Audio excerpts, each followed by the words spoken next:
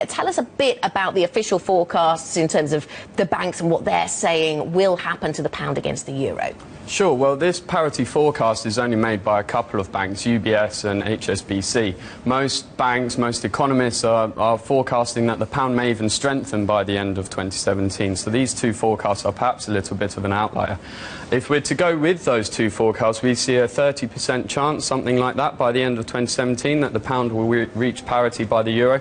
But a lot depends on how Britain's negotiation with the European Union goes next year. We seem to think at the moment that Theresa May will trigger it sometime in April, somewhere around then. So a lot depends on what she is able to negotiate and whether that scares off investors or whether they'll still keep their money within the UK. Yeah, a lot of unknowns then there in terms of where this story heads. What is the outlook for the pound then over the next couple of years? Difficult to say, given all the uncertainties that you mentioned and the fact that a lot of the data, whilst some of it's been strong, whenever you talk about the strength in the UK data story, people point to, economists point to, well, you can't really say just yet. Yeah, well, this is it. Some investors don't seem to be buying the strength in the data so far.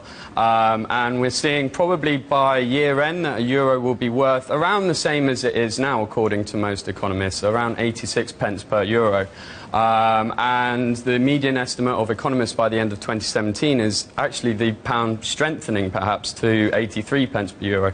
But there is a big divide among economists, and there's a lot still yet to be seen, and it could be that the euro will reach parity with the pound by 2017. Could be. So holidays to the rest of Europe could get even more expensive. Jeffrey, just bringing you into the strength of the UK data story. I've got here the UK economic data exceeding expectations by the most in 3 years. This is the Citigroup surprises indicator. Shows that data is really strong relative to expectations.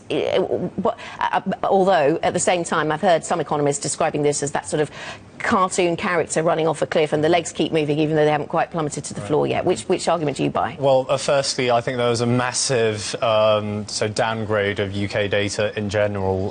So after the Brexit vote, right, so people just expected, starting from June the 24th, every bit of data was just going to come out bad, right? But firstly, most of the data that we've had so far actually pertains to before the Brexit vote, right? So we may take a while before the bad data to pan out. And secondly, even in terms of some of the numbers that have come out, which actually cover the post-Brexit period, it's been relatively stable as well. I think the speed at which Theresa May's administration was formed, that has taken some by surprise, and this gradual path towards triggering Article 50, that stabilised expectations as well. There have been reports of some bigger ticket items have been withdrawn. There's a lot of concern over the investment outlook. But one issue is there's a huge difference, right, between data so weakening aggressively versus not being as strong as it could have been had we actually voted Remain. So here's what I try to stress to our clients.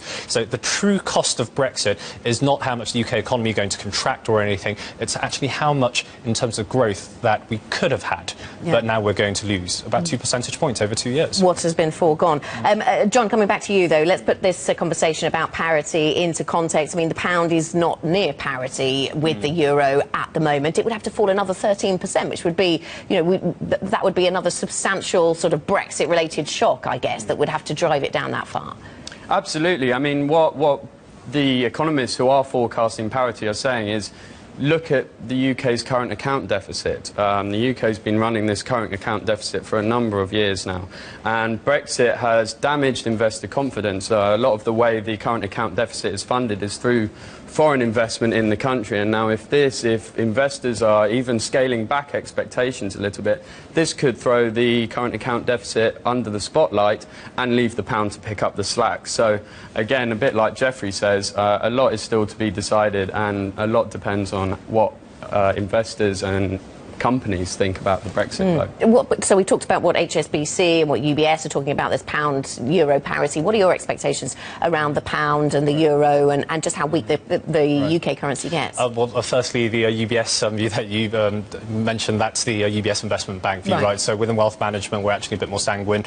So, for example, in cable, we actually forecast over 12 months for it to actually get back to 1.3 or so, which is quite significantly above expectations, I would say. And again, going back to the current account, so that's that's primarily driven by a very weak, that was driven by a very weak income balance, but now UK rates have fallen and the exchange rate effect has already come through, so I think the current account is actually going to start to turn around. But again, a lot of uncertainty. The risks are certainly skewed towards the downside. For the UK to really transition into a pure export-driven economy, and that's easier said than done. We tried that in the post-system crisis environment, didn't really work. But again, when you see these parity calls come through, when consensus tries to chase bad numbers, I think it's a sign that things have gone too far. Yes, and you've talked about this this dream of rebalancing the UK economy towards exports, Jeffrey. You've talked about that long-term goal that many governments have tried to generate in the UK and have come up short. The key for you is focusing on productivity if they want to make a difference on that story. Absolutely, high value added, a high productivity products. All of this is actually necessary if the UK does want to rebalance. We've had a productivity gap, a productivity conundrum for a long time now.